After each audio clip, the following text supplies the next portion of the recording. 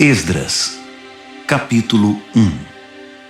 No primeiro ano de Ciro, rei da Pérsia, em cumprimento à palavra do Eterno anunciada por Jeremias, o Eterno incitou Ciro, rei da Pérsia, a fazer um pronunciamento oficial em todo o seu reino. Ele o formulou da seguinte maneira: Decreto de Ciro, rei da Pérsia. O Eterno, o Deus dos céus, entregou-me todos os reinos da terra. Ele também me encarregou de construir um templo de adoração a Ele em Jerusalém de Judá. Todos os que pertencem ao povo do Eterno, sintam-se convocados, e que o Eterno, seu Deus, esteja com vocês. Subam a Jerusalém de Judá e reconstruam o templo do Eterno, o Deus de Israel, o Deus de Jerusalém. Quem ficar para trás, onde quer que esteja vivendo, ajudará enviando prata, ouro, ferramentas e animais, além das ofertas voluntárias para o templo de Deus em Jerusalém. Os chefes das famílias de Judá e de Benjamim, os sacerdotes e levitas, e todos aqueles que Deus despertou, partiram para reconstruir o templo do Eterno em Jerusalém. Os vizinhos ajudaram, trazendo entusiasticamente prata, ouro, ferramentas, animais, objetos de valor e, acima de tudo, ofertas voluntárias. O rei Ciro também entregou a eles todos os objetos e utensílios do templo do Eterno que Nabucodonosor havia levado de Jerusalém e que estavam no templo dos seus deuses. O rei da Pérsia designou o tesoureiro Mitredate responsável pela transferência. Ele fez um levantamento completo daqueles itens e os entregou a Sesbazar, governador de Judá. Eis a lista: 30 bacias de ouro, 1000 bacias de prata, 29 panelas de prata, 30 tigelas de ouro, 410 tigelas de ouro de segunda linha, 1000 itens variados. Ao todo, Sesbazar levou consigo 5.400 objetos de ouro e de prata quando voltou com os exilados da Babilônia para Jerusalém. Esdras, capítulo 2. Estes são os habitantes da província que retornaram do cativeiro, os exilados que Nabucodonosor, rei da Babilônia, tinha levado cativo. Eles voltaram para Jerusalém e Judá, cada um para sua cidade. Acompanhavam Zorobabel, Jesua, Neemias, Seraías, Reelaías, Mardoqueu, Bilzã, Mispar, Bigvai, Reum e Baaná. Este é o número dos que retornaram, de acordo com sua família de origem. Parós, 2.172. Cefatias, 372. Ara, 775. Paate Moabe, descendentes de Jesua e Joabe, 2.812. Elão, 1.254. Zatu, 945. Zacai, 760. Bani, 642. Bebai, 623. Asgade, 1.222. Adonicão, 666. Bigvai, 2.056. Adim, 454. Ater, descendentes de Ezequias, 98. Bezai, 323. Jora, 112. Rassum, 223. Gibar, 95. Israelitas identificados por lugar de origem: Belém, 123. Netofate, 56. Ananote, 128. Asmavete, 42. Kiriate Jearim, Sefira e Beorote, 743. Ramá e Geba, 621. Micmas, 122. Betel e Ai, 223. Nebo, 52. Magbis, 156. o outro Elão, 1254, Harim, 320, Lode, Hadide e Ono, 725, Jericó, 345, Senaá, 3630. As famílias sacerdotais: Gedaías, descendentes de Jesua, 973, Imer, 1052, Pazur, 1247, Harim, 1017. As famílias dos levitas: Jesua e Cadmiel, descendentes de Rodavias, 74. Os cantores, da descendência de Asaf, 128. Descendentes dos guardas: Salum, Ater, Talmon, Acube, Atita, Sobai, 139. Descendentes dos servidores do templo: Zia, Razufa, Tabaote, Queros, Sia, Padom, Lebana, Hagaba, Acube, Hagabe, Sanlai, Hanã, Gidel, Gaar, Reaías, Rezim, Necoda, Gazão, Uzá, Pazéia, Bezai, Asná, Meunim, Nefuzim, Baquebuque, Racufa, Harur, Baslute, Meida, Harza, Barcos, Císera, Tamá, Nesias e Ratifa. Descendentes dos servos de Salomão: Sotai, Soferete, Peruda, Jaala, Darcom, Gidel, Cefatias, Ratil, Poquerete Razebaim e Ami. O total dos servidores do templo de Salomão eram 392. Estes vieram de Tel-Melá, Tel-Harza, Querube, Adã e Imer, mas não puderam provar que eram descendentes dos israelitas: Delaías, Tobias e Necoda, 652. O mesmo aconteceu com os descendentes dos sacerdotes: Rabaías, Racós e Barzilai, que se casou com uma filha de Barzilai de Gileade e era chamado por esse nome. Eles procuraram os registros da família, mas não os encontraram. Por isso foram impedidos de exercer o trabalho de sacerdote e considerados ritualmente impuros. O governador determinou que eles não poderiam comer do alimento sagrado até que um dos sacerdotes definisse a situação deles por meio do Urim e do Tumim. O total dos que voltaram do exílio foi 42.360, sem contar os escravos, que totalizavam 7.337. Também havia 200 cantores, que possuíam 736 cavalos, 245 mulas, 435 camelos e 6.720 jumentos. Alguns dos chefes das famílias, ao chegarem ao templo do Eterno em Jerusalém, entregaram ofertas voluntárias para a reconstrução do templo de Deus no lugar original. Eles contribuíram para a construção de acordo com suas possibilidades. O resultado: 500 quilos de ouro, 3 toneladas de prata e 100 vestes sacerdotais. Os sacerdotes, os levitas e algumas pessoas do povo estabeleceram-se em Jerusalém. Os cantores, os guardas e os servidores do templo foram para suas cidades de origem. Todos os israelitas encontraram um lugar para morar. Esdras, capítulo 3.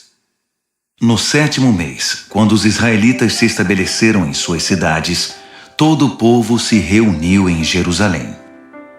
Jesua, filho de Josadaque, com seus parentes sacerdotes, e Zorobabel, filho de Sealtiel, com seus parentes, começaram o trabalho de construção do altar do Deus de Israel para oferecer as ofertas queimadas, conforme a revelação de Moisés, homem de Deus. Apesar de estarem com medo do que os vizinhos não israelitas pudessem fazer, começaram mesmo assim a erguer o altar sobre os alicerces e a apresentar ofertas queimadas de manhã e à tarde. Também celebraram a festa das cabanas conforme prescrito e apresentaram as ofertas queimadas determinadas para cada dia. Também apresentaram as ofertas dos sábados, da lua nova e das festas sagradas, bem como as ofertas voluntárias ao Eterno. Começaram a oferecer as ofertas queimadas ao Eterno no primeiro dia do 7º mês, apesar de não terem sido lançados ainda os alicerces do templo do Eterno. Eles contribuíram com dinheiro para a contratação de pedreiros e carpinteiros. Também deram comida, bebida e azeite para o povo de Sidom e de Tiro, como pagamento pelo cedro que trouxeram pelo mar do Líbano até Jope, uma carga autorizada por Ciro, rei da Pérsia. No 2º mês do 2º ano da chegada deles ao local do templo do Eterno em Jerusalém, Zorobabel, filho de Sealtiel, e Jesua, filho de Josadaque, com seus parentes sacerdotes e levitas, e todos os que voltaram do exílio para Jerusalém, deram início ao trabalho.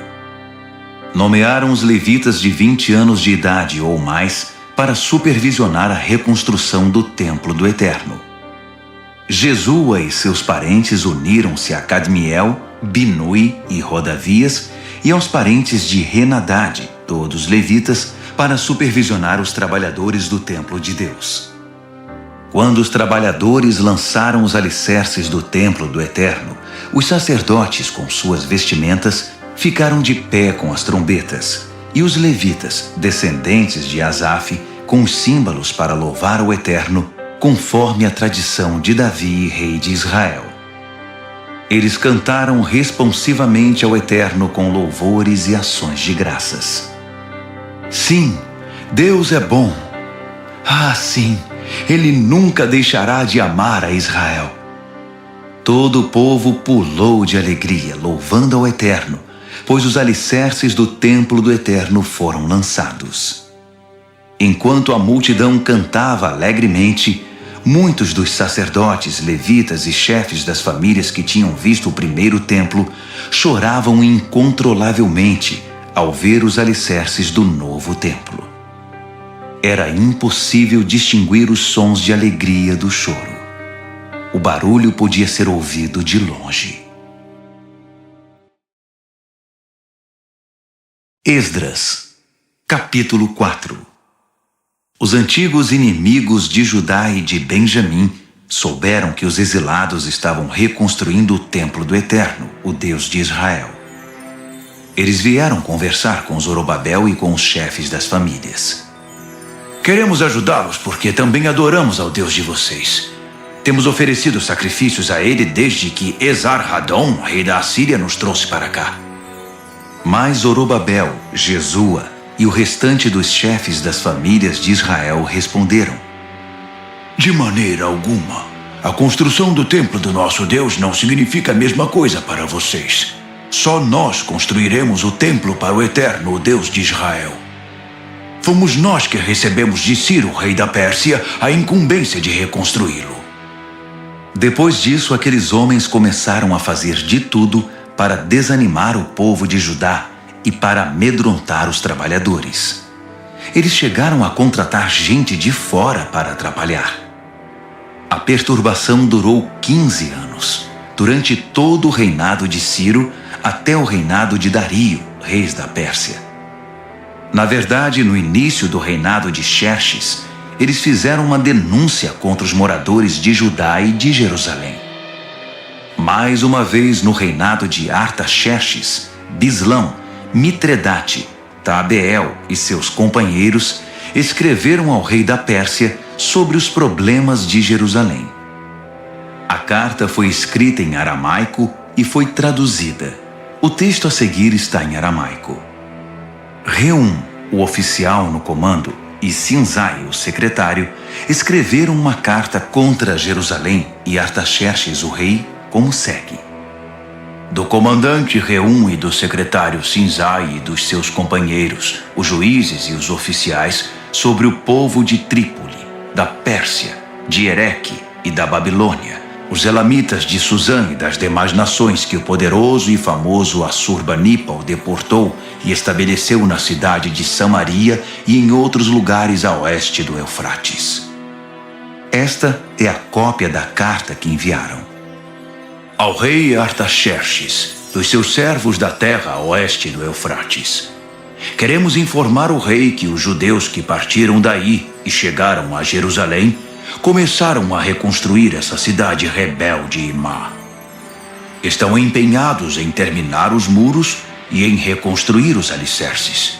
O rei precisa saber que quando a cidade estiver reconstruída e os muros terminados, os moradores não pagarão mais 1 centavo de tributo, taxas ou impostos. O tesouro real sofrerá com a perda. Somos leais ao rei e não podemos ficar apáticos enquanto o rei é insultado. Daí o interesse em relatar a situação.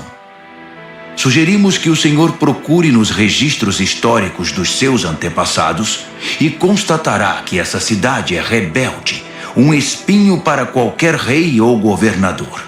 É um centro de conflitos e revoltas, e isso há muito tempo. Por isso a cidade foi destruída. Queremos que o rei saiba que se a cidade for reconstruída e seus muros restaurados, o Senhor perderá o que tem nas províncias da além do Eufrates.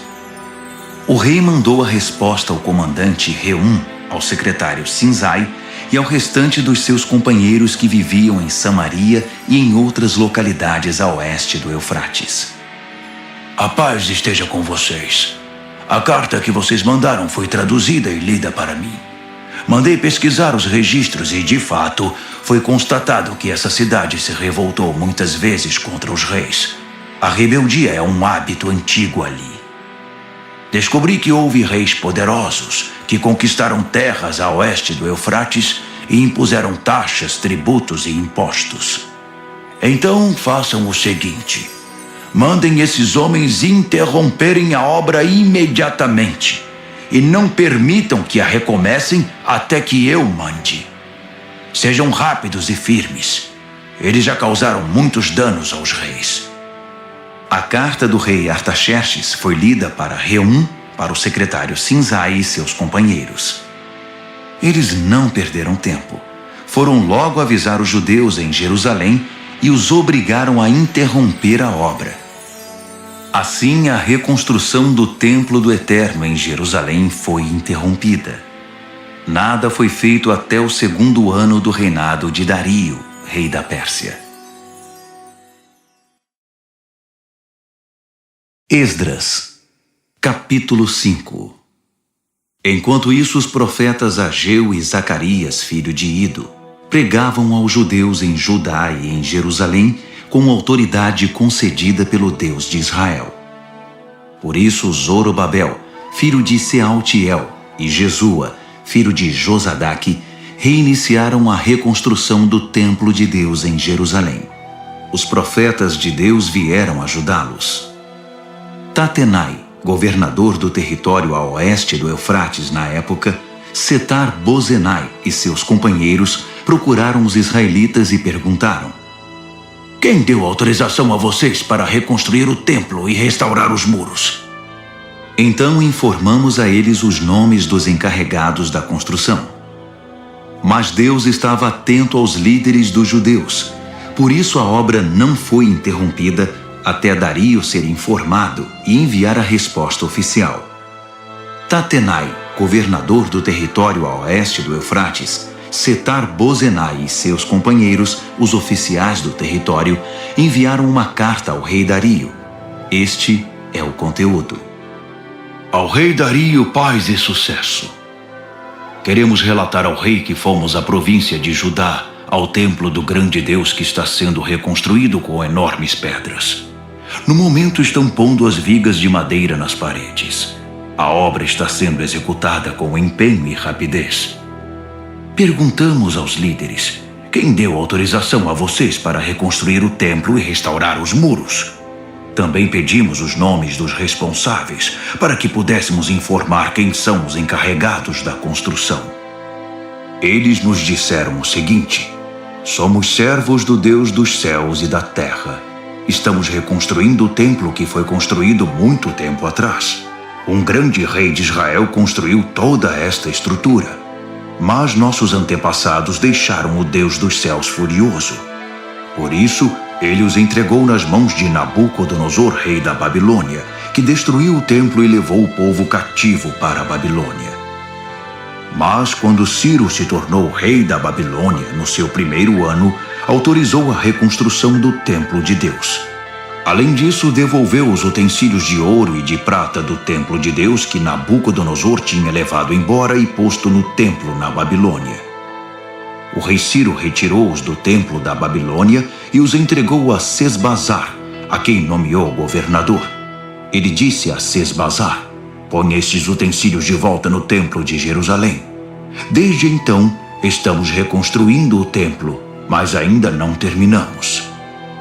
Agora, se o rei concordar, procure nos registros dos arquivos reais da Babilônia se de fato o rei Ciro autorizou a reconstrução do templo de Deus em Jerusalém.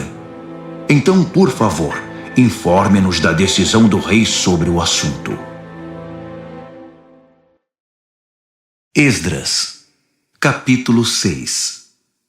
O rei Dario mandou procurar aqueles registros nos arquivos da Babilônia, e foi encontrado um rolo na fortaleza de Ecbatana, na província da Média, com o seguinte registro.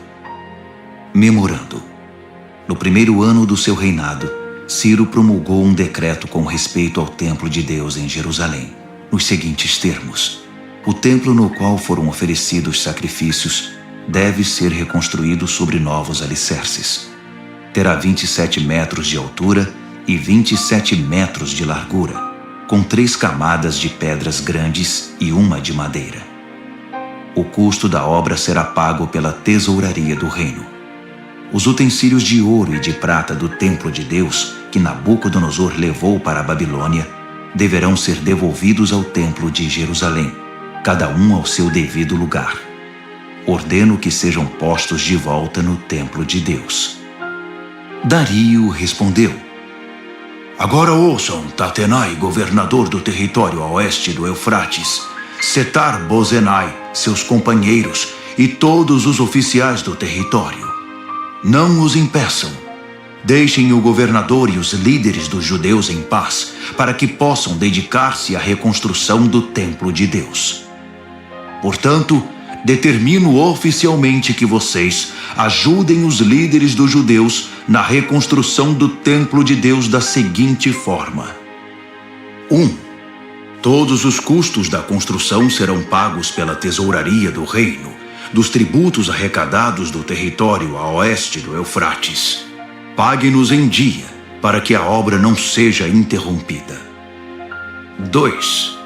O que for preciso para a adoração deles, novilhos, carneiros e cordeiros, para as ofertas queimadas ao Deus dos céus, e todo o trigo, sal, vinho e azeite que os sacerdotes de Jerusalém solicitarem, deve ser entregue a eles sem demora, para que possam oferecer seus sacrifícios ao Deus dos céus e orar pela vida do rei e dos seus filhos. Determino ainda que qualquer um que violar essa ordem seja pendurado numa viga tirada da própria casa do réu, depois que ela for reduzida a um monte de entulho. Que o Deus, cujo nome foi posto naquele local, destrua qualquer rei ou povo que ouse desrespeitar esse decreto e destruir o templo de Deus em Jerusalém. Eu, Dario, o decretei. Executem exatamente como está determinado e rapidamente. Tatenai, governador do território a oeste do Eufrates, Setar-Bozenai e seus companheiros cumpriram à risca o decreto de Dario. Assim, os líderes dos judeus deram prosseguimento à construção. A obra continuava exatamente como os profetas Ageu e Zacarias, filho de Ido, haviam anunciado. A obra foi terminada sob a ordem do Deus de Israel e a autorização de Ciro, Dario e Artaxerxes, reis da Pérsia. O templo foi concluído no dia 3 do mês de Adar, no 6º ano do reinado do rei Dario. Os israelitas, os sacerdotes, os levitas e o restante dos exilados celebraram entusiasticamente a dedicação do templo de Deus. Para a cerimônia de dedicação, ofereceram 100 novilhos, 200 carneiros e 400 cordeiros. Como oferta de perdão, ofereceram 12 cabritos, um para cada tribo de Israel. Distribuíram os sacerdotes pelos seus turnos e os levitas conforme suas funções no serviço de Deus em Jerusalém, tudo de acordo com o que está escrito no livro de Moisés. No dia 14 do primeiro mês, os exilados celebraram a Páscoa. Todos os sacerdotes e levitas, sem exceção, se consagraram. Estavam todos ritualmente puros, e os levitas ofereceram o cordeiro da Páscoa pelos exilados, por seus companheiros sacerdotes e por si mesmos. Os israelitas que voltaram do exílio e todos os que abandonaram as práticas profanas das nações vizinhas para se unir a eles e buscar o Eterno, o Deus de Israel, participaram da refeição da Páscoa. Os 7 dias da festa dos pães sem fermento foram uma alegre celebração. O Eterno tinha mesmo dado a eles razão para muita alegria, pois havia mudado a mente do rei da Assíria e conquistado para eles seu apoio na construção do templo de Deus, o Deus de Israel. Esdras, capítulo 7. A chegada de Esdras se deu após esses acontecimentos. Foi durante o reinado de Artaxerxes, rei da Pérsia. Esdras era filho de Seraías, filho de Azarias, filho de Ilquias, filho de Salum, filho de Zadoque, filho de Aitube, filho de Amarias, filho de Azarias, filho de Meraiote, filho de Zeraías, filho de Uzi, filho de Buque, filho de Abizua, filho de Finéias, filho de Eleazar, filho de Arão, o sacerdote principal. Esse era Esdras. Ele veio da Babilônia e era profundo conhecedor da revelação de Moisés, dada pelo Eterno, o Deus de Israel.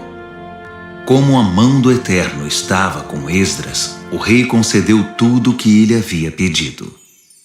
Alguns israelitas, os sacerdotes, os levitas, os cantores, os guardas e os servidores do templo o acompanharam na viagem a Jerusalém, no 7º ano do reinado de Artaxerxes.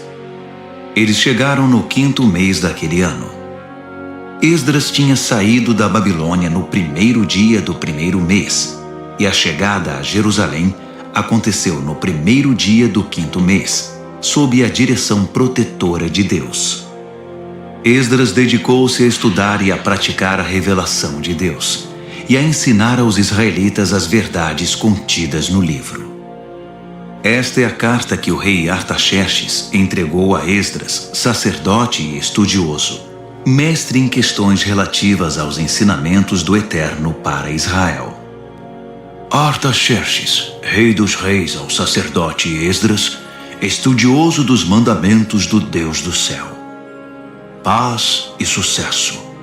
Estabeleço por meio deste decreto que qualquer israelita, cidadão do meu reino, que queira subir a Jerusalém, até mesmo os seus sacerdotes e levitas, estão autorizados a ir. Vocês estão sendo enviados pelo rei e seus 7 conselheiros para verificar como está Judá e Jerusalém em relação à obediência ao ensino do seu Deus, que vocês estão levando em mãos. Vocês também estão autorizados a levar a prata e o ouro que o rei e os seus conselheiros estão doando para o Deus de Israel, que habita em Jerusalém, e a prata e o ouro arrecadados por meio da contribuição generosa de toda a Babilônia, incluindo a do povo e dos sacerdotes, para o templo do seu Deus em Jerusalém. Utilizem esse dinheiro criteriosamente para comprar bois, carneiros, cordeiros e os ingredientes para as ofertas de cereal e de bebida. Depois, ofereçam-nas sobre o altar do templo do seu Deus em Jerusalém. Fiquem à vontade para utilizar o restante da prata e do ouro naquilo que vocês e seus parentes acharem melhor, conforme a vontade do seu Deus. Entreguem ao Deus de Jerusalém os utensílios que foram devolvidos a vocês para o serviço no templo do seu Deus. Se precisarem de mais alguma coisa para o templo, paguem com os recursos da tesouraria do reino. Eu, o rei Artaxerxes, autorizo solenemente e determino a todos os tesoureiros do território a oeste do Eufrates que forneçam ao sacerdote Esdras, o estudioso dos mandamentos do Deus do céu, tudo de que ele precisar, até a quantia de 3,5 toneladas de prata, 100 tonéis de trigo, 10 barris de vinho, 10 barris de azeite e sal à vontade. Tudo que o Deus dos céus exigir para o templo deve ser entregue sem hesitação, porque o rei e seus filhos arriscariam provocar sua ira.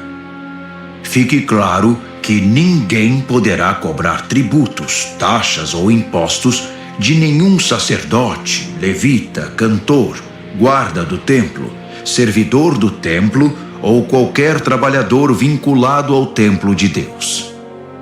Eu o autorizo, Esdras, com a sabedoria que Deus deu a você, a nomear magistrados e juízes para administrar a justiça a todo o povo do território a oeste do Eufrates, que viva de acordo com os mandamentos de Deus. Você tem a missão de ensinar os mandamentos de Deus aos que não os conhecem. Quem não obedecer aos mandamentos do seu Deus e às leis do rei, deve ser imediatamente processado e punido com morte, exílio, multa ou prisão. Bendito seja o Eterno, o Deus de nossos antepassados, que concedeu ao rei o propósito de honrar o templo do Eterno em Jerusalém. Além do mais, Deus fez que o rei e todos os seus conselheiros e oficiais influentes fossem benevolentes para comigo. O Eterno, meu Deus, esteve ao meu lado. Por isso estou pronto para ir. Já organizei a viagem de todos os líderes de Israel que irão me acompanhar. Esdras, capítulo 8. Estes foram os chefes das famílias e os que se alistaram para sair comigo da Babilônia, no reinado do rei Artaxerxes. Da família de Finéias, Gerson; família de Itamar, Daniel; família de Davi, Atos; família de Secanias; família de Parós, Zacarias com 150 homens registrados; família de Paate Moabe, Elioenai, filho de Zeraías com 200 homens; família de Zatu, Secanias, filho de Jeeziel, com 300 homens; família de Adim, Ebede, filho de Jonatas, com 50 homens; família de Elão, Jesaías, filho de Atalias, com 70 homens; família de Cefatias, Zebadias, filho de Micael, com 80 homens; família de Joabe, Obadias, filho de Jeiel, com 218 homens; família de Bani, Selomite, filho de Josifias, com 160 homens; família de Bebai, Zacarias, filho de Bebai, com 28 homens; família de Asgade, Joanã, filho de Racatã, com 110 homens; família de Adonicão, trazendo os últimos, Elifelete, Jeuel, Semaías, com 60 homens; família de Bigvai, Utai e Zabude, com 70 homens. Eu os reuni próximo ao canal que desce para Aava. Acampamos ali 3 dias. Descobri que no grupo só havia leigos e sacerdotes, mas nenhum levita. Por isso, mandei chamar os líderes Eliezer, Ariel, Semaías, Eunatã, Jaribe, Eunatã, Natã, Zacarias e Mesulão, e os mestres Joiaribe e Eunatã. Depois, mandei que falassem com Ido, chefe da cidade de Cassifia. Expliquei o que deveriam dizer a Ido e a seus parentes que moram em Cassifia. Mande-nos ministros para o templo do nosso Deus. A boa mão de Deus estava conosco. Por isso eles trouxeram um homem sábio da família de Mali, filho de Levi, filho de Israel, que se chamava Serebias. Entre filhos e irmãos vieram 18 homens. Trouxeram também Razabias e Jesaías da família de Merari. Entre filhos e irmãos eram 20 homens. Também vieram 220 servidores do templo, descendentes dos que ministravam no templo que Davi e os oficiais haviam designado para auxiliar os levitas em seu trabalho. Todos foram registrados pelo nome. Perto do canal de Aava, proclamei um jejum, pois era hora de demonstrar humildade diante do nosso Deus e de orar por sua orientação e proteção na viagem, pelas pessoas e pelos bens que estávamos transportando. É que eu tinha ficado sem jeito de pedir uma escolta ao rei contra os assaltos na estrada. Em vez disso, dissemos a ele: o nosso Deus protege todos os que o buscam, mas se desvia daqueles que o abandonam. Assim jejuamos e oramos por nossa viagem, e Deus nos ouviu. Depois escolhi a 12 dos principais sacerdotes, Serebias, Razabias e 10 de seus irmãos, e pesamos a prata, o ouro, os utensílios e as ofertas para o templo do nosso Deus que o rei, os seus conselheiros e todos os israelitas haviam doado. O resultado: 25 toneladas de prata, 100 utensílios de prata no valor de quase 4 toneladas de ouro, 20 tigelas de ouro de 8,5 kg, 2 vasilhas de bronze polido, tão valioso quanto o ouro. Depois da contagem, declarei: vocês e esses utensílios estão consagrados ao Eterno. A prata e o ouro são ofertas voluntárias para o Eterno, o Deus de seus antepassados. Guardem esses objetos até que possam pesá-los no templo do nosso Deus, diante dos sacerdotes, dos levitas e dos chefes das famílias que estão em Jerusalém. Os sacerdotes e os levitas ficaram responsáveis por tudo que foi pesado e entregue a eles e tomaram todas as providências para levá-los ao templo de nosso Deus em Jerusalém. Saímos do canal de Aava no dia 12 do primeiro mês, em direção a Jerusalém. Deus esteve conosco durante toda a viagem e nos protegeu de assaltos e de bandidos nas estradas. Chegamos a Jerusalém e aguardamos 3 dias. No 4º dia, a prata, o ouro e os utensílios foram pesados no templo do nosso Deus e entregues a Meremote, filho do sacerdote Urias. Eleazar, filho de Finéias, estava com ele, além dos levitas Josabade, filho de Jesua, e Noadias, filho de Binuí.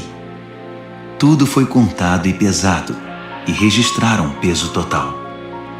Quando chegaram os exilados, eles ofereceram ofertas queimadas ao Deus de Israel como segue: 12 bois, representando as tribos de Israel, 96 carneiros, 77 cordeiros, 12 cabritos como oferta de perdão. Tudo isso foi oferecido como oferta queimada ao Eterno. Também divulgaram as ordens do rei aos administradores das províncias nomeados no território a oeste do Eufrates, e eles deram todo o apoio ao povo na obra do templo de Deus. Esdras, capítulo 9.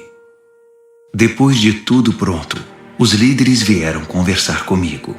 Disseram: o povo de Israel e os sacerdotes e levitas não se separaram dos povos vizinhos, nem das práticas perversas e obscenas dos cananeus, dos heteus, dos fariseus, dos jebuseus, dos amonitas, dos moabitas, dos egípcios e dos amorreus.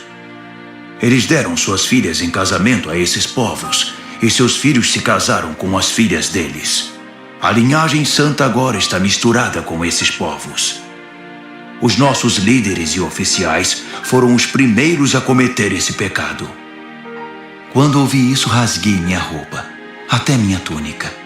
Arranquei cabelo da cabeça e da barba e me joguei no chão desesperado. Muitos estavam tremendo de medo em virtude do que Deus estava dizendo sobre a traição dos exilados.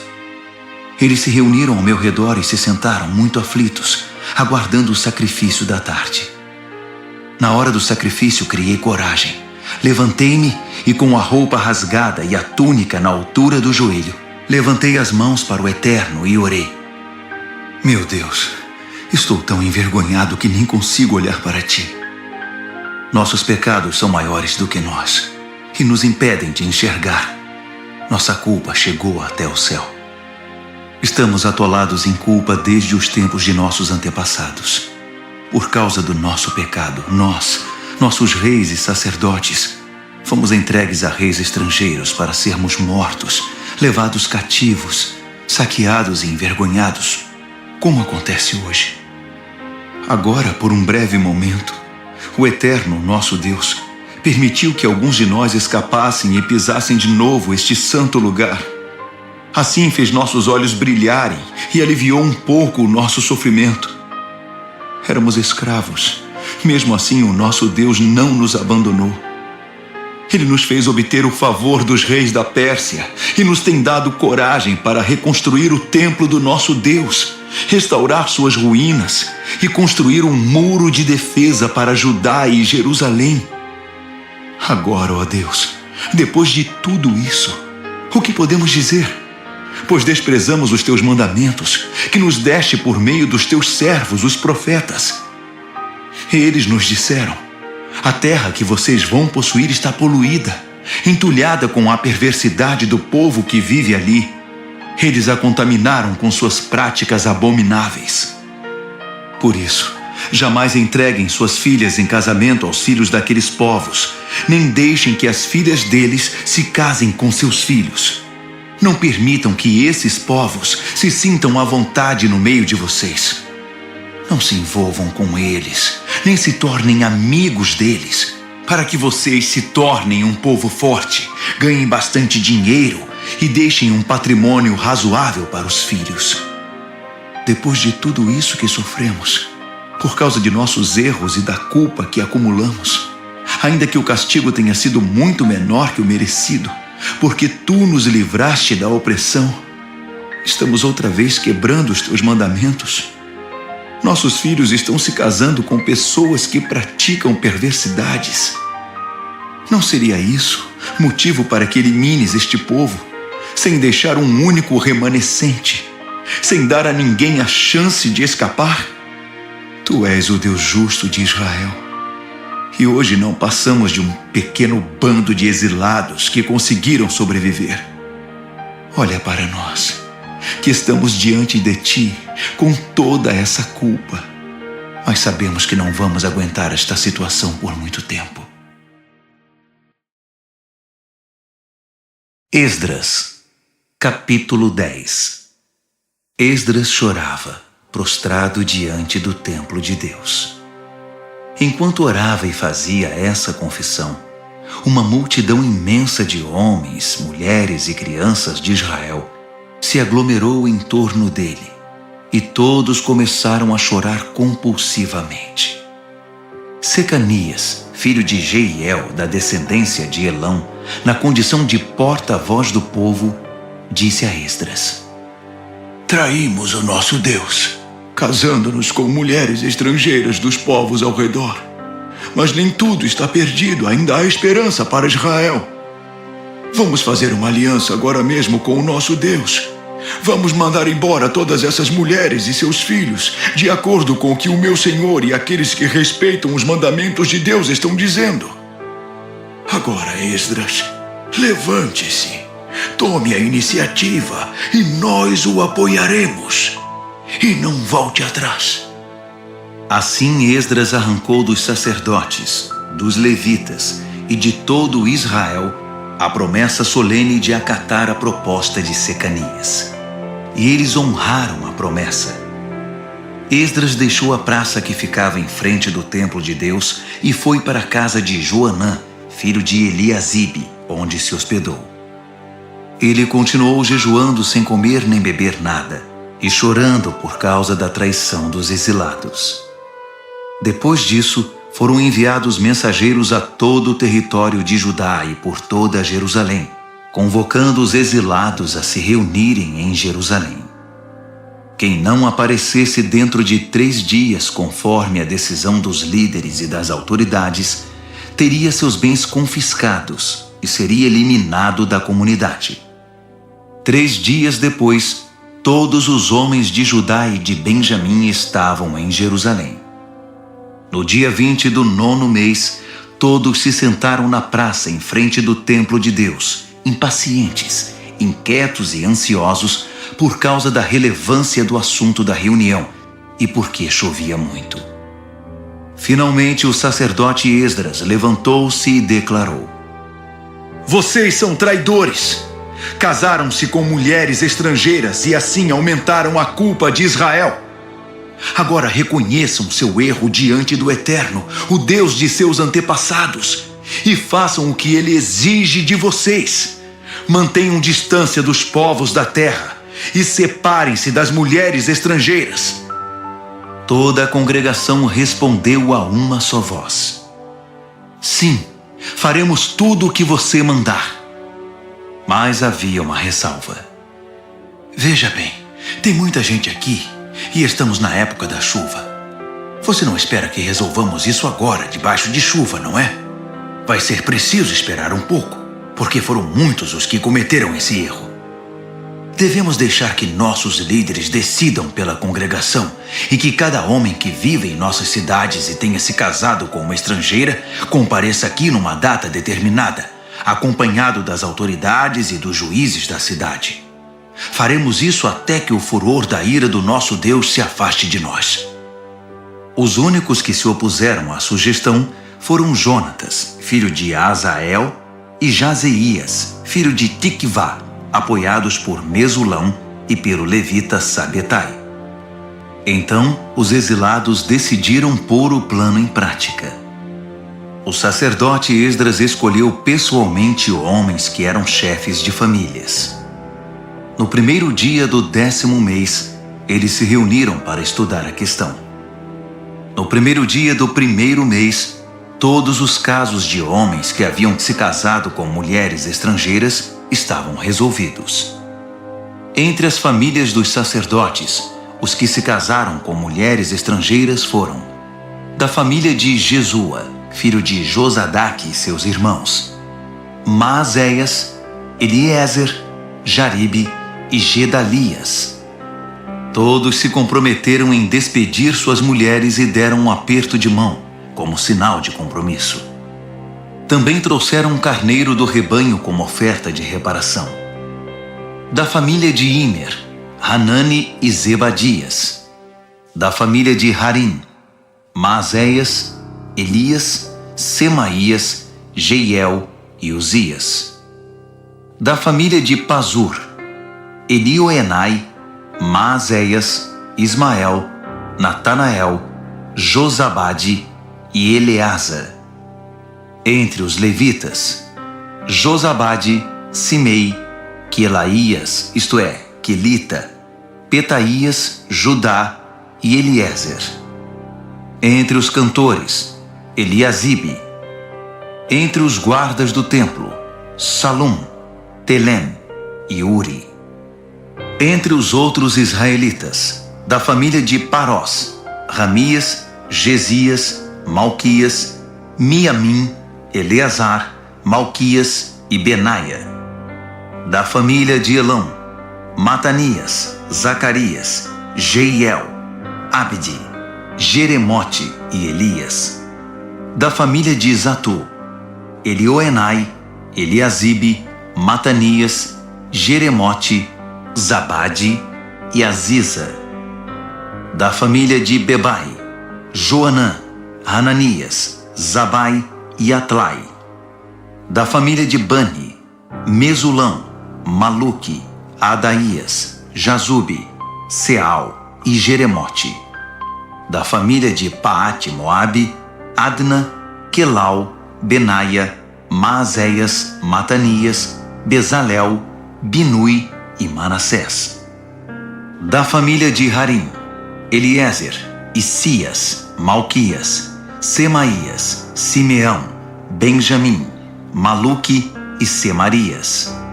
Da família de Hassum, Matenai, Matatá, Zabade, Elifelete, Jeremai, Manassés e Simei. Da família de Bani, Maadai, Anrão, Uel, Benaia, Bedias, Queluí, Vânias, Meremote, Eliasibe, Matanias, Matenai e Jaazai.